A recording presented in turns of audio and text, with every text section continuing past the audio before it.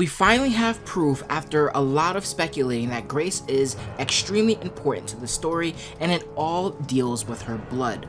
Before I show you the proof, let's talk about why the community has had this theory for a long time. The first time we got this hint is of course in the reveal trailer, where the old man sitting down the couch says this. I know now that you're the one that I've been searching for. The special one. The chosen one. Miss Ashcroft. Very quickly after the old man said this, the community came to the conclusion that it must be the daylight vaccine that's in her blood.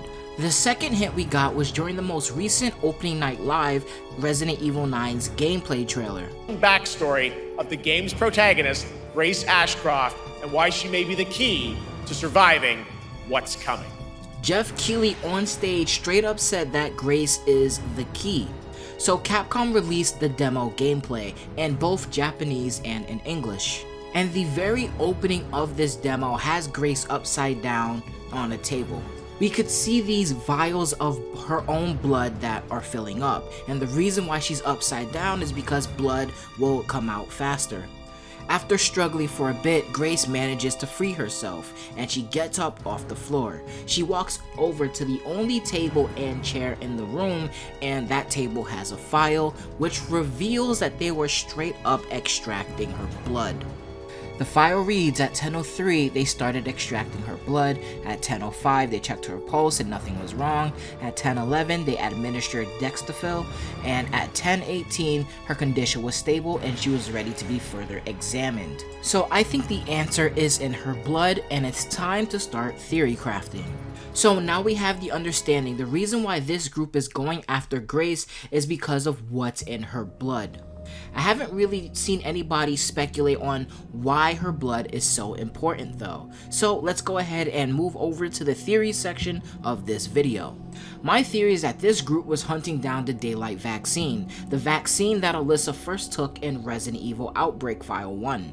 The point of this vaccine was to fight against the T-virus. I think this group wanted traces of the daylight vaccine for a very specific reason. Perhaps they want to manipulate it in some way. I'll get more into that a little bit later on in this video. They're coming. Grace, we need to go. Go where? Mom, what's going on? Hurry! Wait, who's coming? What's wrong? Shh. We need to keep our voices down. Oh, Grace.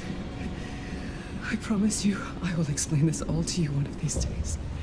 Alyssa, based on her dialogue in the Gamescom trailer, she knew exactly who this group was and what they were after. Perhaps Alyssa in the past has had a run-in with this group and they were hunting her. She even brought a gun to a hotel.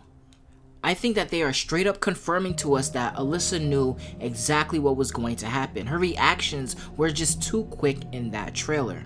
In fact, I think there's a little bit more to the story than Alyssa just dying at the very end of it. She could have died and the group could have taken her body to another facility, or maybe she was just severely injured, very close to death, but this group kept her alive. I think if Capcom had showed her dead body at the end of the Gamescom trailer, it would have revealed something that the fans most likely would have picked up on. This explains why that Gamescom trailer ended so abruptly. However, after experimenting on her blood, they realized that the daylight vaccine within her just wasn't enough, and that daylight wasn't the answer to whatever problem they were trying to solve. However, eventually the group must have figured it out, that Grace is much different than Alyssa when it comes to the daylight vaccine. You see, my personal theory is that when Alyssa gave birth to Grace, the daylight vaccine inside of Alyssa moved over to Grace, but it changed form and changed to a new generation, a more powerful version of the daylight vaccine. My personal theory is that the daylight vaccine inside of Grace is much stronger than the original version. In fact, I think the community is focusing on the wrong part of what the old man said. Not the special one and chosen one part, but what he says before that. I know now that you're the one that I've been searching for. He says, I know now that you're the one I've been searching for. He says this as if he made a mistake and went after the wrong targets. This implies he was going after the wrong person or people. Maybe, just maybe, the other Outbreak characters are also in danger, or maybe they were already taken captive and experimented on. And I'll be honest with you, the more I'm talking about this theory into this microphone, the more my mind is being blown. If all of the Resident Evil Outbreak survivors are all in danger, or maybe they're all already taken captive, maybe this is why Alyssa was already prepared for what's happening. She knows that they're all being hunted down for their daylight vaccine. In fact, what if they're all already taken? What if the monster that's chasing us is Alyssa, or maybe another Outbreak character? Shit, maybe the hooded figure is not just a normal enemy, but maybe that guy is an Outbreak character as well. Maybe they're all being experimented on, and through their experiments are rejecting whatever parasite or virus this group is infecting into them, and they're changing. But Grace is somebody who can actually withstand the operation, because her daylight vaccine that she inherited from her mother is more powerful, which means that she won't get turned into a monster. Holy shit, why the fuck? I gotta try my best to put the pieces together. This is also a very cool way to incorporate the other Outbreak characters, and it also explains the 8 years from Alyssa's death all the way till Resident Evil 9's beginning. For one, it suggests that during the time period between the flashback and the actual game, the present time, this group was going out hunting the other Outbreak characters that have the daylight vaccine within them. And personally, I would love this, because I love Alyssa's design compared to her Outbreak version. So what would the other characters look like? What would Kevin look like? What would Yoko look like? And what have they been doing? Are they continuing what they've been doing? Is Kevin still a police officer in the same way that Alyssa is still a reporter?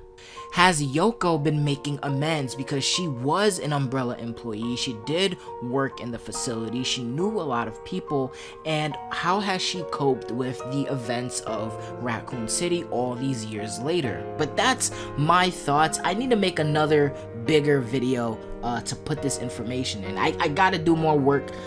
This is gonna be the end of the video. Please tell me your thoughts in the comment section down below. I'm working on one massive theory. It's taking a lot of work, but I'm at the very end of it, so it should be out very soon, hopefully the next day after you watch this video. It's focusing on who the leader is of this group and the group's name, and I have some really solid evidence on who it could be. I really do appreciate you guys watching to the end. Please like, comment, and subscribe, and I'll see you on the next Resident Evil theory. Deuces.